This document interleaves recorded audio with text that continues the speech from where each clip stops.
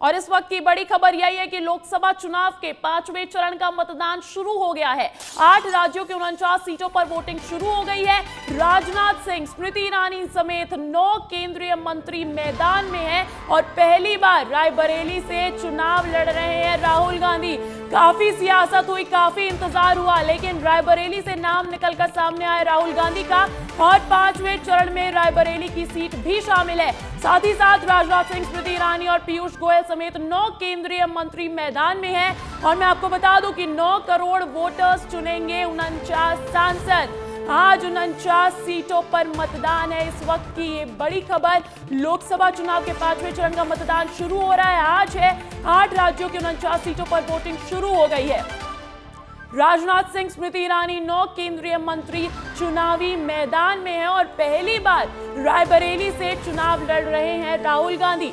राजनाथ सिंह, स्मृति ईरानी और पीयूष गोयल समेत कुल 9 केंद्रीय मंत्रियों की किस्मत का फैसला आज 5वें चरण के तहत होगा। इस 5वें चरण में कुल 9 करोड़ वोटर्स हैं जो 49 सांसद को चुनने वाले हैं। इस बार का लोकसभा चुनाव 7 चरणों में है और आज की तारीख 20 मई, आज 5वें चरण का मतदान होना है। 8 राज्यों की 49 सीटों पर 5वें चरण का मतदान, जिसमें कई केंद्रीय मंत्रियों की किस्मत का फैसला होगा। राजनाथ सिंह, स्मृति ईरानी, पीयूष गोयल, साथ ही साथ कांग्रेस नेता राहुल गांधी की रायबरेली सीट पर भी आज ही मतदान होना है। तो ये आज की बड़ी खबर है। मैं आपको बता दूं कि कुल 695 प्रत्याशी इस बार 5वें चरण की सीटों पर उम्मीदवार मैदान में हैं और 8 राज्यों की 49 सीटें शामिल हैं, जिसमें आज सुबह 7 बजे से मतदान शुरू हो गया है। कड़ी सुरक्षा का इंतजाम किया गया है। तो लोकसभा चुनाव का, लोकतंत्र के महापर्व का आज 5वें चरण का मतदान, 8 राज्यों की 49 सीटों पर वोटिंग शुरू हो गई है और राजनाथ सिंह, स्मृति ईरानी 9 केंद्रीय मंत्री इस बार 5वें चरण में चुनावी मैदान में हैं। और देखिए, ओडिशा और उत्तर प्रदेश की भी बात कर लेते हैं। ओडिशा इसलिए क्योंकि लगातार छत्तीसगढ़ के आला नेता मौजूद रहे हैं और उत्तर प्रदेश इसीलिए क्योंकि उत्तर प्रदेश की अमेठी और रायबरेली सीट, जिस पर काफी इंतजार था, जिस पर चुनावी सरप्राइज देखने को मिला, उसमें भी 5वें चरण के तहत ही वोटिंग होनी है। मेरे साथ मेरे सहयोगी मृगेंद्र पांडे संबलपुर से जुड़ गए हैं और आदर्श सिंह रायबरेली से। तो मैं बात करती हूं, सबसे पहले ओडिशा का रुख करती हूं। मृगेंद्र, देखिए, ओडिशा में हमने देखा लगातार क्या भारतीय जनता पार्टी, क्या कांग्रेस, वहां पर लगातार चुनाव प्रचार प्रसार किया गया है। ऐसे में अब क्या कहता है ग्राउंड? देखिए, आज उड़ीसा की 5 लोकसभा सीट पर मतदान होने जा रहा है। इसमें बरगढ़, सुंदरगढ़, बलांगीर, कंधमाल और अस्का सीट है। अभी हम लोग बरगढ़ लोकसभा क्षेत्र में खड़े हैं और यहाँ 7 बजे से वोटिंग शुरू हुई है। आपको मैं चाहूँगा हमारे साथी मुकेश जी से कि दिखाएं किस तरीके से बड़े पैमाने पर लोग सुबह 7 बजे ही यहाँ पहुँच गए हैं। लोगों में भारी उत्साह है, महिलाओं की लंबी कतार है, पुरुषों की लंबी कतार है और लोग अपनी बारी का आने का इंतजार कर रहे हैं। अंदर जाएंगे, वोट डालेंगे। इस तरीके से आप देख सकते हैं। हम यहाँ कुछ लोगों से बात भी करेंगे और जानना चाहेंगे कि यहाँ क्या चल रहा है। भैया, क्या नाम है आपका? नीलंबरदीप। कैसा माहौल है यहाँ का चुनाव का? चुनाव का माहौल अच्छा है। आप लोग वोटिंग करने आए हैं, क्या सोच कर आए हैं? उड़ीसा का प्रगति के लिए। उड़ीसा की प्रगति के लिए। यहाँ कौन कौन से मुद्दे थे? यहाँ के मन मुद्दे हैं, जल और ये रेलवे, बहुत कुछ है ऐसे। आप कहाँ से आए हैं भैया? पदमपुर, उड़ीसा का। पदमपुर। क्या मुद्दे हैं यहाँ के? वही जो भैया बताए वही है। और भी साथियों से बात करेंगे। पीछे युवाओं की एक लंबी कतार लगी, आप देख सकते हैं। कुछ युवा साथी हैं। क्या नाम है आपका? हमारा नाम जगदीश प्रधान है। क्या सोचकर वोट करने आए हो आज? हम तो ये पहली बार आए हैं और देखते हैं क्या होता है। इस बार तो ज़्यादा लेट हो गया लग रहा है वोट का टाइमिंग में, और इतना कुछ तो पता नहीं है। इस बार पहली बार दे के देखेंगे क्या होता है, इस बार कौन जीतता है। नेता उता आए थे आप लोगों के क्षेत्र में प्रचार करने, वोट मांगने आए थे नेता? तो हाँ, बहुत सारे नेता यहाँ पे रोड में रैली कर रहे हैं जीतने के लिए, पर लास्ट टाइम जो कांग्रेस तो जीता नहीं था। लग रहा है इस बार फिर से बीजेडी आएगा उड़ीसा में। क्या मुद्दे क्या हैं? बीजेडी किन मुद्दों को लेकर प्रचार कर रही है? बीजेपी किन मुद्दों को लेकर प्रचार कर रही है? उतना तो उसके बारे में पता नहीं है सर।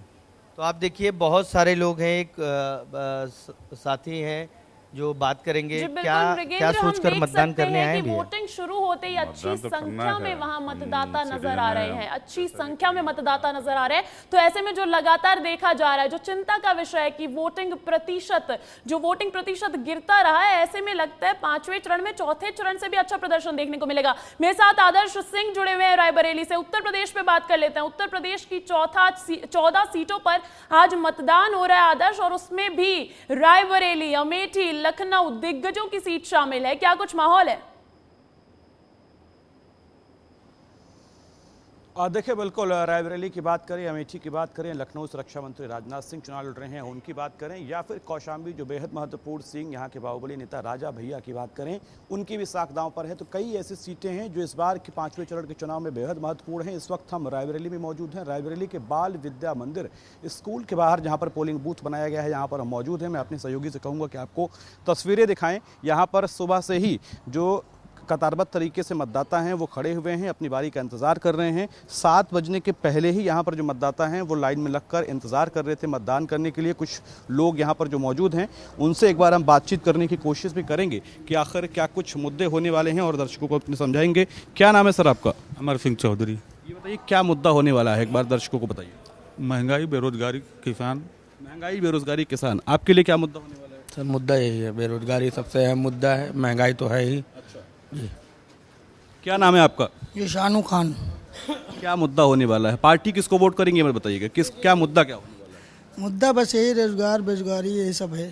देखिए अंजलि, यहाँ पर जो मतदाता मौजूद हैं उनके लिए महंगाई, बेरोजगारी, किसानों की आय, इन सब चीज़ें तमाम तरीके के मुद्दे हैं। लेकिन मैं आपको तस्वीरें दिखाऊं तो देख सकते हैं न सिर्फ सुरक्षा के पुख्ता इंतजाम किए गए हैं बल्कि इसके साथ साथ जो मतदाता हैं वो सुबह से। मैं आपको रोकना चाहूंगी, लौटूंगी आपके पास, लेकिन अभी बीएसपी प्रमुख मायावती कुछ कह रही हैं, उनको सुन लेते हैं। जनता टीवी मेरा वोट 5वें चरण में है।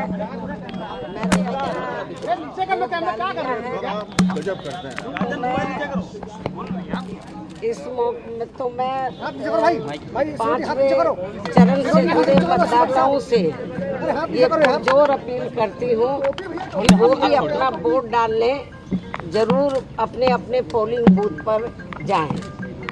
हालांकि मैं जब भी जिस भी चरण में वोटिंग होता है तो मैं हमेशा यही अनुरोध करती हूँ कि जलपान आदि आप बाद में करें, पहले अपना वोट डालने के लिए ज़रूर जाएं।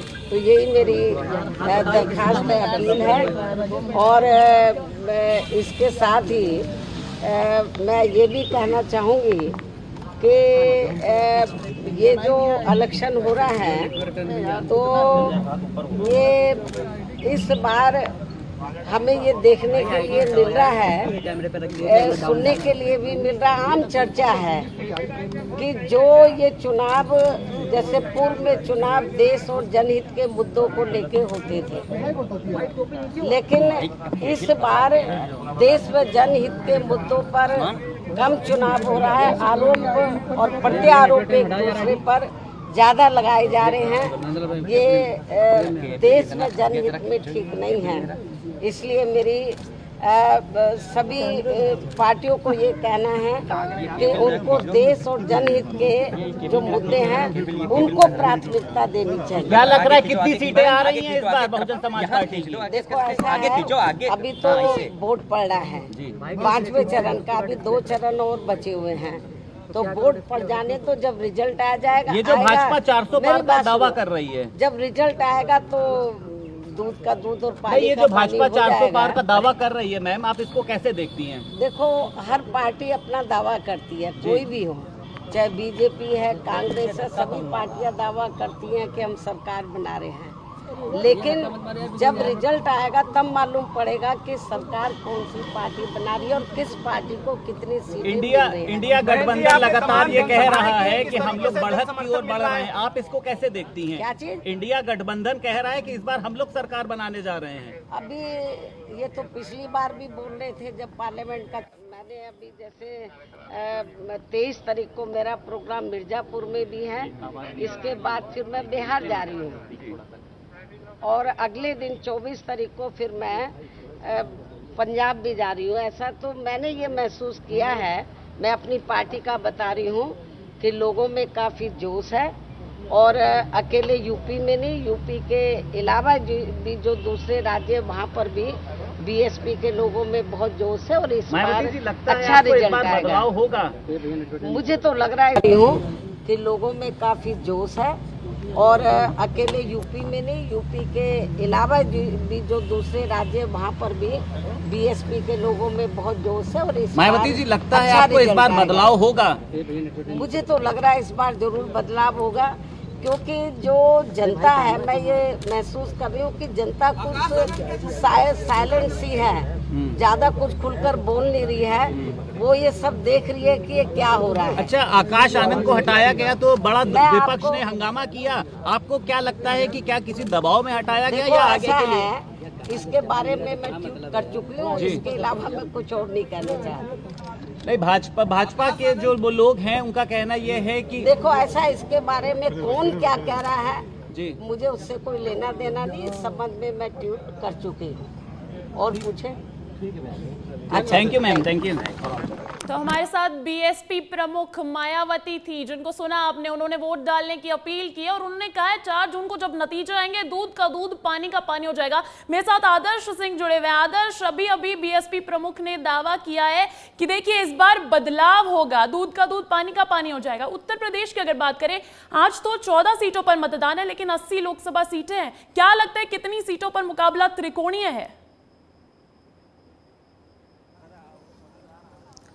देखिए, अगर हम यूपी की बात करें तो खासतौर पर इंडिया गठबंधन के यानी कांग्रेस और समाजवादी पार्टी के साथ आने की वजह से कहीं न कहीं ये मुकाबला जो है दो पक्षों के बीच में होने वाला है, खासतौर पर बीजेपी और इंडिया गठबंधन के बीच में। हम त्रिकोणीय सीटों की अगर बात करें तो कुछ ऐसी सीटें हैं, चाहे हम पश्चिमी यूपी की बात करें या फिर पूर्वांचल की कुछ एक सीटों की बात करें, जहां पर ये मुकाबला बीएसपी के साथ त्रिकोणीय होने वाला है, यानी बहुत लिमिटेड नंबर्स में ये सीटें हैं। बाकी जगहों पर ये मुकाबला दो पक्षों के बीच में होने वाला है। तो निश्चित तौर पर लेकिन चुनाव बेहद दिलचस्प है अंजलि, क्योंकि इस बार के चुनाव में कांग्रेस और समाजवादी पार्टी साथ में है। वैसे में देखना ये होगा कि आखिर ये दोनों पार्टियां अपने अपने काडर वोट को दूसरे पार्टियों के लिए ट्रांसफर करवा पाती हैं या नहीं। तो बेहद दिलचस्प होने वाला है इस बार का चुनाव। जी बिल्कुल, हमारे साथ दिल्ली से अमृत तिवारी जुड़े हुए हैं। दिल्ली में चुनाव तो नहीं है 5वें चरण के तहत, लेकिन दिल्ली में जो सियासी हलचल रही है ये चौथे चरण और 5वें चरण के बीच, इसका क्या कुछ असर पड़ सकता है अमृत? बिल्कुल अंजलि, जो पिछले दिनों जो 2-3 दिनों के भीतर जो सरगर्मियां दिल्ली में बढ़ी हैं उसका जो है लार्जर एस्पेक्ट में देखें तो उसका असर पड़ेगा। सीटें 49 हैं इस फेज में 5वें चरण में, लेकिन इसमें कई हाई प्रोफाइल सीटें हैं जिसमें सबका स्वार्थ जो है जुड़ा हुआ है। यहाँ पे आपको बता दें कि जम्मू कश्मीर की भी एक सीट पे चुनाव होने वाला है, जहाँ से फारूक अब्दुल्ला के बेटे उमर अब्दुल्ला जो है चुनाव लड़ रहे हैं और यह भी काफ़ी मायने रखता है क्योंकि ये भी एक इंडिया ब्लॉक जो इन्होंने बनाया था उसमें एक अहम रोल प्ले कर रहे थे। अब जबकि 5वें चरण का जो है चुनाव चल रहा है, मतदान हो रहा है, इसके बीच में देखा जाए दिल्ली में भीतर कैपिटल में कई तरह की सरगर्मियां भी चल रही हैं लगातार। आज भी कई सरगर्मियां हैं। कल ही प्रधानमंत्री मोदी और राहुल गांधी की यहां पे रैली हुई थी, जनसभाएं हुई थी। इसके अलावा लोगों को उन्होंने संबोधित किया था। डोर टू डोर कैंपेनिंग भी कार्यकर्ता लगातार कर रहे हैं। अरविंद केजरीवाल का अलग ही मसला उछला हुआ है। तो देखेंगे तो यहां से दिल्ली से लेकर के पंजाब, जम्मू कश्मीर और देश के अन्य हलकों में भी ये असर देखा जा रहा है कि जो प्रचार दिल्ली में हो रहा है, जो बात कही जा रही है, यहां से जो प्रेस कॉन्फ्रेंस किए जा रहे हैं, वो देश के चुनावी जो कहा जाए कि माहौल को एक नई दिशा और एक नई धार देने का काम कर रहे हैं, एक इग्निशन दे रहे हैं, एक ऊर्जा दे रहे हैं। और इसी कड़ी में देखा जाए तो इस प्रचार को लेकर के काफी ज्यादा कई पार्टियां इस पे डिपेंड कर रही हैं कि इसको और ज्यादा एक कहा जाए तो एक बड़े स्तर पे लेकर के चला जाए, लार्जर एस्पेक्ट में लेकर के चला जाए। क्योंकि देखिए आज का जो मतदान है वो देखेंगे तो उत्तर प्रदेश की 14 है। अहम बात यह है कि पश्चिम बंगाल की भी 7 सीटों पर मतदान हो रहे हैं। और अगर कहा जाए कि ये दो जो बड़े स्टेट है इसमें काफी हद तक निर्भर करेगा। और तीसरा जो है महाराष्ट्र है, जहां पे भी अगर कहा जाए कि 10 सीटों पे मतदान है। तो इन सारे एस्पेक्ट पे देखेंगी तो बड़े राज्य हैं और यहां पे हाई प्रोफाइल सीटें हैं। तो जो संदेश दिल्ली के चुनाव प्रचार से दिया जाना चाहिए वो दिया जा रहा है, सभी पार्टियां दे रही हैं और अपने अपने कुनबे को साधने की पूरी तरह से कोशिश कर रही हैं। अंजलि। बिल्कुल अमृत, हम ओडिशा का रुख कर लेते हैं। संबलपुर से मृगेंद्र मेरे साथ जुड़े हुए हैं। ओडिशा में विधानसभा चुनाव की सीटों पर भी मतदान है। मृगेंद्र, क्या कुछ उसको लेकर जानकारी है? देखिए, हर चरण में लोकसभा के आधार पे जो जो विधानसभा सीटें आ रही हैं उसमें मतदान हो रहा है। यहाँ मुख्य मुद्दा जो है उड़ीसा का विकास है। बीजेपी ने जो मुद्दा इस बार फ्लोट किया है कि पिछले 25 साल से जो बीजू पटनायक की नवीन पटनायक की सरकार है, वो सरकार विकास नहीं कर पाई है। यहाँ धान का मुद्दा है। हमारे पड़ोसी राज्य छत्तीसगढ़ से बड़ी संख्या में नेता आए और उन लोगों ने कहा, ये भरोसा दिलाने की कोशिश की कि यहाँ उड़ीसा में 2100 में धान खरीदा जाता है और बीजेपी की सरकार आती है तो 3100 में धान खरीदा जाएगा। महिलाओं को 2000 रुपए देने की बात कही गई। तो तमाम चीजें जो छत्तीसगढ़ की योजनाएं हैं उससे कोरिलेट करके यहाँ के मतदाताओं को अपने पक्ष में करने की कोशिश की गई। यहाँ से कुछ ही दूरी पर मुख्यमंत्री विष्णुदेव साय की सभा भी हुई थी 2 दिन पहले। तो कुल मिलाकर बीजेपी बहुत ताकत लगा रही है। हालांकि बीजू जनता दल के लोग भी सक्रिय हैं और लगातार कांटे के मुकाबला विधानसभा चुनाव में बराबर बराबर की फाइट देखने को मिल रही है। बीजेडी की तो अच्छी पकड़ है ही ओडिशा में, लेकिन भारतीय जनता पार्टी और कांग्रेस ने भी इस बार कोई कोर कसर छोड़ी नहीं है। आदर्श मेरे साथ मौजूद है। आदर्श, अगर उत्तर प्रदेश की आज की सीटों की बात करें और अमेठी और रायबरेली की बात न करें तो ये तो नाइंसाफी होगी। देखिए, मेरा ये सवाल था कि अमेठी की सीट से स्मृति ईरानी को उतारा गया था, पिछला चुनाव हारी थी, लेकिन 2019 का जीत गई थी वो। दिनेश प्रताप सिंह को लेकर भी कुछ ऐसा ही है क्या? दोबारा यकीन जो जताया भारतीय जनता पार्टी ने, क्या लगता है राहुल गांधी को कड़ी टक्कर का मुकाबला दे रहे हैं? देखिए, निश्चित तौर पर बीजेपी ने तो पूरी ताकत झोंकी हुई है, चाहे हम अमेठी की बात करें या फिर रायबरेली की बात करें। और रायबरेली में खासतौर पर बीजेपी के कई ऐसे नेता हैं जो राज्य स्तरीय हैं, केंद्र स्तरीय हैं, वो यहाँ पर लगातार कैंप भी कर रहे हैं। बीजेपी के नेताओं के साथ साथ कांग्रेस के नेता भी अलग अलग राज्यों से आकर यहाँ पर कैंप कर रहे हैं, चाहे हम मध्य प्रदेश की बात करें या छत्तीसगढ़ के पूर्व मुख्यमंत्री भूपेश बघेल की बात करें, जो 2 दिनों तक यहाँ पर 2 दिन पहले तक यहाँ पर मौजूद थे चुनाव प्रचार थमने से ठीक पहले तक। तो निश्चित तौर पर दोनों ही पार्टियां पूरी ताकत लगा रही हैं। लेकिन रायबरेली को समझना होगा कि रायबरेली कांग्रेस का गढ़ रही है। उनके तमाम जो पूर्वज रहे हैं वो यहाँ से लगातार चुनाव जीतते रहे हैं और राहुल गांधी को लेकर एक सिंपैथी कहीं न कहीं क्रिएट हुई है, क्योंकि उनकी मां ने भी ये अपील की थी सोनिया गांधी ने कि मैं अपना बेटा आपको सौंप रही हूं। तो कहीं न कहीं वो फायदा, वो लेगेसी का फायदा राहुल गांधी को हो सकता है। लेकिन इतना जरूर है कि बीजेपी ने भी पूरी ताकत झोंकी हुई है और कहीं न कहीं अमेठी का चुनाव जीतने के बाद 2019 वाला, उनको भी ये उम्मीद है कि शायद हम रायबरेली के किले को भी भेज सकते हैं। अंजलि, बिल्कुल उम्मीद है, कॉन्फिडेंस है। दिल्ली का रुख करती हूँ। अमृत मेरे साथ मौजूद है, अच्छी समझ रखते हैं। अमृत, केजरीवाल के बाहर आने के बाद, अंतरिम जमानत मिलने के बाद हमने देखा घेराव, प्रदर्शन, रैलियां तमाम की गई। इससे क्या कुछ असर पड़ेगा? 5वें चरण की सीटों पर बात कर लेते हैं। अंजलि, जब केजरीवाल जेल से बाहर आए थे तो उसके बाद देखा जाए तो आम आदमी पार्टी के भीतर एक मोमेंटम बना था और एक देखा गया कि कार्यकर्ताओं में ऊर्जा का प्रवाह बहुत ज़्यादा हो गया और लोग जो है सड़क पे दिखाई दे रहे थे, हर तरफ चर्चा कर रहे थे कि केजरीवाल के आने के बाद से एक पॉलिटिकल बज, कहा जाए इलेक्टोरल बज क्रिएट हो चुका था। लेकिन इसी बीच में जो है स्वाति मालीवाल का प्रकरण आता है और किए कराए पर एक तरह से पानी फिरता हुआ भी दिखाई दिया। तो एक तरह से बिल्कुल ही जो दिल्ली की जो एक पृष्ठभूमि है वो किसी T20 मैच की तरह हो गई कि पहले तो लग रहा था कि Bharatiya Janata party upper hand रखे हुए, अचानक फिर केजरीवाल जेल से बाहर आते हैं और बाजी लगी कि पलटती हुई दिखाई दे रही है प्रचार के माध्यम में अगर हम बात कर रहे हैं। लेकिन दूसरी तरफ जैसे ही स्वाति मालीवाल का केस आया, फिर से जो है अरविंद केजरीवाल जो है बैकफुट पे चले गए। और न सिर्फ यहाँ बैकफुट पे गए, ये भी ख्याल रखना अंजलि कि अरविंद केजरीवाल न सिर्फ दिल्ली में चुनाव लड़ रहे हैं उनकी पार्टी आम आदमी पार्टी, बल्कि पंजाब जैसे बड़ी स्टेट में भी उनका स्टेक लगा हुआ है। हरियाणा में भी उन्हें एक इंडिया गठबंधन के तहत सीटें मिली हुई हैं, गुजरात में भी वो चुनाव लड़ रहे हैं। तो ऐसे में देखा जाए तो ये जो नुकसान अरविंद केजरीवाल को, जिस तरह से एक माहौल बना हुआ है स्वाति मालीवाल को लेकर के, वो उन्हें कहीं ना कहीं परेशान जरूर कर रहा है। न सिर्फ दिल्ली बल्कि देश के दूसरे हलकों में भी उनकी परेशानी बढ़ने जा रही है। इसी के मद्देनजर देखेंगे तो आम आदमी पार्टी के नेता जो सबसे पहले आकर के स्वीकार करते दिखाई दिए स्वाति मालीवाल के केस को लेकर के, अब वो offence is the best defence की रणनीति अपना चुके हैं। यानी कि कोई भी चीज अब स्वीकार नहीं करनी कि गलती हमारे एंड पे है, अब सारी गलती जो है स्वाति मालीवाल की तरफ जो है थोपी जा रही है और सारे के सारे सारे नेता इसी रणनीति के तहत अब वार कर रहे हैं। तो ये पूरा का पूरा देखा जाए तो इलेक्टोरल खाता जो है जिस तरह से बनाने की कोशिश की जा रही है वो इसी इर्द गिर्द बनाई जा रही है कि अरविंद केजरीवाल की छवि बची रहे, आम आदमी पार्टी की छवि बची रहे, क्योंकि इनका ये अक्सर कहना रहा है कि ये महिलाओं की जंग लड़ते रहे, आंदोलन से निकली हुई पार्टी है, लिहाजा इनकी छवि सबसे अलग है, जुदा है और पाक साफ है। ऐसे में जो इनका जो नैरेटिव है इसको हमेशा के लिए बचा के रखना चाहते हैं और यही वजह है कि ये पूरा जो संघर्ष दिल्ली में दिखाई दे रहा है, बीजेपी इसको कहीं से भी खाली नहीं जाने देना चाहती और तो तमाम जितनी भी रणनीति है आम आदमी पार्टी को उसको हर मोर्चे पे ध्वस्त करती हुई दिखाई दे रही है। इंटरेस्टिंग बात यह भी अंजलि कि दिल्ली में कांग्रेस अरविंद केजरीवाल का तो बचाव कर रही है, पंजाब के जो कांग्रेस के नेता है वो लगातार इनके ऊपर हमला बोल रहे हैं। चरणजीत सिंह चन्नी जो कि पूर्व मुख्यमंत्री हैं और कांग्रेस के नेता है और जलंधर सीट से चुनाव लड़ रहे हैं, उन्होंने भी लगातार हमले बोले अरविंद केजरीवाल को भ्रष्टाचारी शराब देखने को मिल रहा है, फायदा नुकसान भी किसी ना किसी का देखने को मिल रहा है। बहुत बहुत शुक्रिया मृगेंद्र, बहुत बहुत शुक्रिया आदर्श और बहुत बहुत शुक्रिया अमृत तमाम जानकारी के लिए।